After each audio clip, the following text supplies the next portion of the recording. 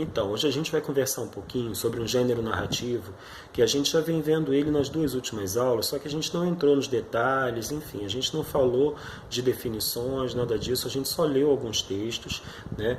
E hoje a gente vai falar sobre o romance. Acredito que em algum momento da vida escolar de vocês ou não, né, vocês podem ter tido acesso a um romance, mesmo que mesmo que não tenha sido pedido pela escola, né, então não seria talvez uma novidade para vocês. Mas hoje a gente vai conversar um pouquinho a respeito desse gênero, da estrutura, da linguagem, né, do tipo de linguagem que ali é utilizado, né, de formatos, enfim, né, dessas questões aí que categorizam, que classificam esse gênero como um romance. E quando vocês estiverem no ensino médio, vocês vão ter acesso acredito eu, né, que há muitos romances, vão ter acesso a muitos romances do primeiro ao terceiro ano, e muito provavelmente alguns desses romances que vocês irão utilizar, né, ao longo aí desse processo de formação de vocês, eles vão ser solicitados lá na frente na prova do Enem, tá bom? Então vamos lá, no primeiro momento vamos pensar aqui no romance com relação ao seu tamanho. O que é um romance? Né? Até agora a gente viu conto e crônica. Quando a gente pensa num conto e numa crônica, a gente pensa num texto curto, né? Num texto menor. Embora algumas crônicas que nós vimos, inclusive em sala de aula, são crônicas aparentemente, são textos aparentemente grandes, né? Crônicas e contos muito mais até, né? Na verdade, quando a gente fala de romance, a gente fala de uma história maior, com uma duração maior. A gente fala de livros e a gente fala de histórias com muitos personagens envolvidos, com tramas, né, ali se desenvolvendo, se desenrolando, com o caminhar ali do enredo. Então a gente não tem esse texto reduzido a 3, 4, 6, 10 folhas que seja.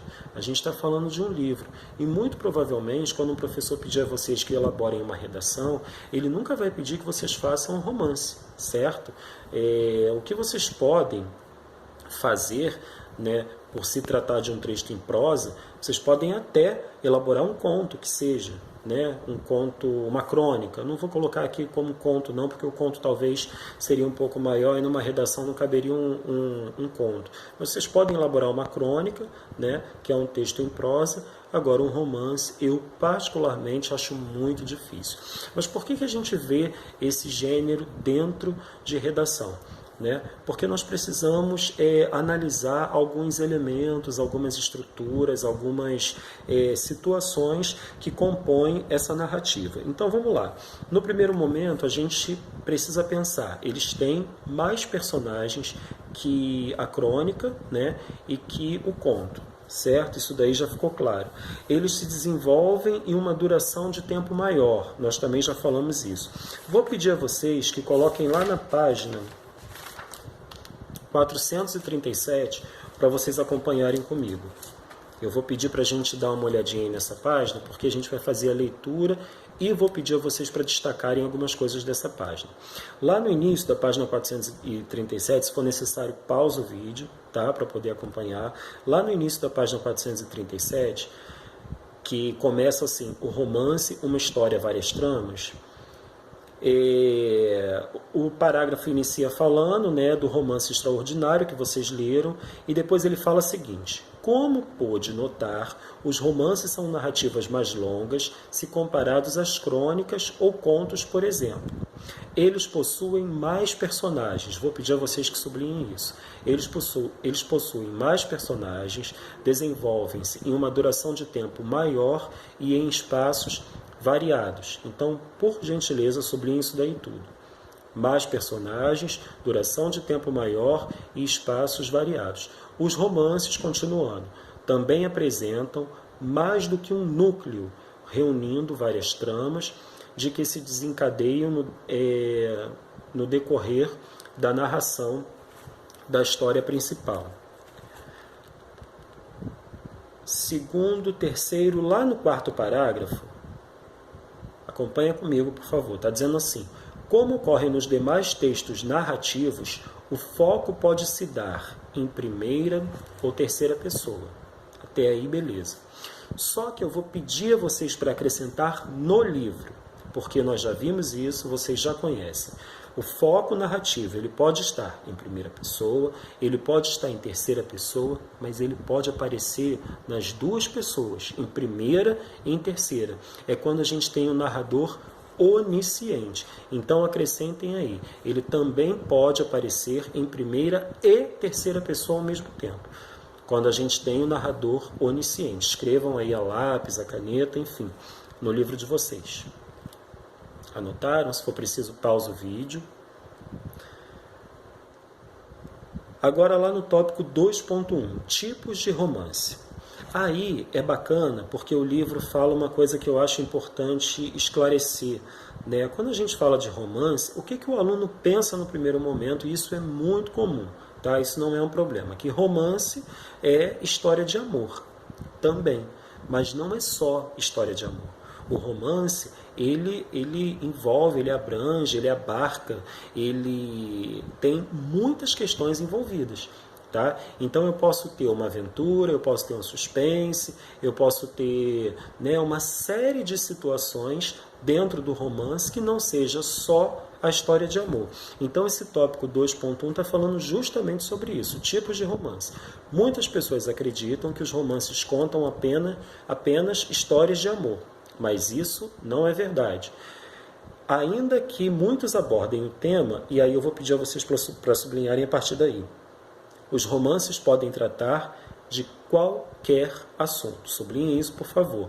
Há na literatura, que é uma disciplina que vocês vão ter a partir lá do primeiro ano do ensino médio, há na literatura romances de aventura, mistério, romances regionais, urbanos, históricos. Sublinhem isso tudo aí, por favor. São muitos os estilos, e aí eu acrescentaria as histórias que cabem em um romance, tá bom? Não é só a história de amor, não. Item 2.2, estrutura e linguagem dos romances. Acompanha comigo. Os romances, como você já sabe, ou pelo menos como a gente está aqui, né, enfim, construindo esse conceito junto e aprendendo, né, são mais longos e apresentam várias tramas. Se não sabe, a gente está sabendo agora. Em linhas gerais, entretanto, seguem a mesma estrutura que narrativas mais elaboradas, como os contos, contando com... E aí eu vou pedir a vocês para sublinharem: introdução, desenvolvimento, clímax e desfecho. Mas aí, né, a gente tem uma estrutura fechadinha, certo? Até aí para o romance. Então, o que o material traz para a gente? Ele conta com introdução, desenvolvimento, clímax e desfecho. No ano passado, eu conversei com vocês sobre um livro que, obviamente, né, eu não ia pedir para ler pela complexidade do livro, né, e porque não caberia ali dentro do programa, né, que a gente tinha previsto para o ano passado, e certamente também, infelizmente, que eu considero uma pena, não cabe dentro do programa para esse ano. Mas eu vou resgatar o assunto desse livro, que eu acho que em algum momento da vida de vocês poderiam, né, ter acesso a ele, poderiam tentar ver esse livro. Vocês lembram que eu conversei com vocês sobre esse livro aqui? Bolor. Ele é o livro de um escritor português, Augusto Abeleira, né? Eu li ele algumas vezes, e esse livro ele não conta com essa estrutura que a gente tem como uma estrutura pré-definida para um romance. E se vocês lembrarem, né? Primeiro lembrando que bolor se refere a coisa que está em deterioração, né? Está se decompondo, está se desfazendo por mofo, né? O livro termina, não sei se vai ficar claro, se vai ficar nítido para vocês, mas o livro termina não com desfecho, mas ele termina, deixa eu ver se vai ficar claro, se vai dar para focar, enfim, ele termina com T. A história termina com T. E aí a gente não sabe exatamente o que esse personagem, né, o que essa personagem, melhor dizendo, queria falar naquele momento. Porque o romance ele registra o diálogo, né, diálogos entre os personagens. E aí, no momento que um personagem vai colocar, vai, né, enfim, verbalizar alguma coisa, a gente só tem um registro de um T.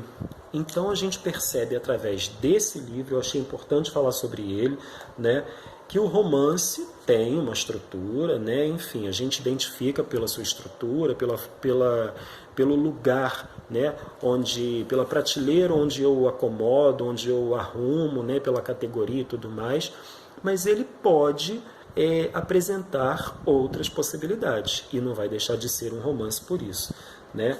Então sublinha aí essas características, né, essa estrutura, né, desenvolvimento, introdução, desenvolvimento, clímax e desfecho, mas é importante vocês saberem que pode ser que um romance não tenha essa estrutura tão bem assim respeitada ou tão bem seguida. Tá? Ele pode perfeitamente não seguir essa estrutura e nem por isso ele vai deixar de ser um romance. Eu estou procurando uma página aqui,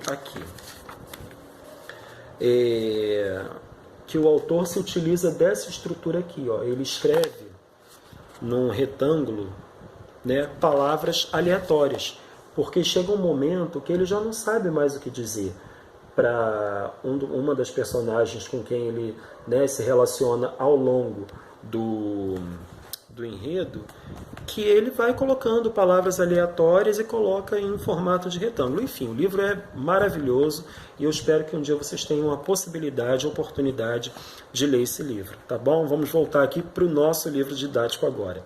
Lá no segundo parágrafo do tópico 2.2, quanto à linguagem, só para a gente encerrar aqui.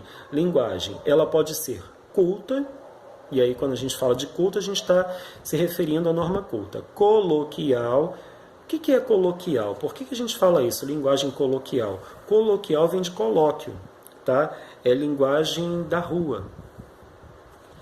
É isso mesmo, por mais que pareça assim, né? Enfim, estranho, mas é isso. Linguagem coloquial é linguagem da rua. Regional. Regional a gente se refere à região geográfica, tá? A maneira como a gente fala e até nomeia algumas coisas aqui no Rio de Janeiro, obviamente, é diferente da forma como a gente encontra algumas coisas em regiões diferentes, né? E a gente lembra desse assunto lá quando a gente estudou as variações linguísticas. Então a linguagem pode ser culta, coloquial, regional, dependendo da história que conte. Então, dependendo do enredo, eu vou usar uma linguagem apropriada àquela história. Espero que tenha, não sei se ficado tudo tão claro, até porque a gente vai conversar muito sobre o romance, e aí ao longo do tempo a gente vai vendo tudo isso que eu falei aqui. Mas eu espero que tenha ficado até aqui, pelo menos, assim, um pouco melhor para entender o que é o romance, e que o romance ele é completamente diferente dos tipos de textos que nós vimos até agora. Lembrando, quais foram? Crônica e conto. Textos menores, tá? Diferente pelo tamanho, pelo tempo, pela duração. E uma coisa que eu acho importante, né, deixar muito enfatizado, né, essa questão do foco narrativo. Uma das coisas que se assemelha ao conto e à crônica é que o foco narrativo melhor ao conto, a crônica não, tá? Ao conto, é que o foco narrativo ele vem em primeira e terceira pessoa, né? Primeira ou terceira pessoa, mas ele pode vir nos dois também, primeira e terceira, que é quando a gente tem o narrador onisciente, tá bom? Narrador onisciente é aquele que narra nas duas pessoas e muitas vezes ele narra também os sonhos, tá bom? E aí você não sabe exatamente se o narrador ele está falando dele, se ele está contando a história, né? Se ele está contando o que ele viu ou se ele está narrando o sonho, o pensamento. Então por isso que a gente diz que é um narrador onisciente, Tá bom? Vamos lá para o WhatsApp e aí a gente ainda vai ter muito o que conversar, muito além desse vídeo aqui, o que conversar sobre romance, porque é um assunto, como vocês perceberam, um assunto longo e com muitas possibilidades para a gente estudar. Mais uma vez, só para vocês não esquecerem, se tiverem a possibilidade um dia, Bolor, do Augusto Albelaira, é um livro sensacional e aí não tem como, inclusive, né, eu falando aqui demais, não tem como você saber quem está contando a história. É isso. Até daqui a pouquinho.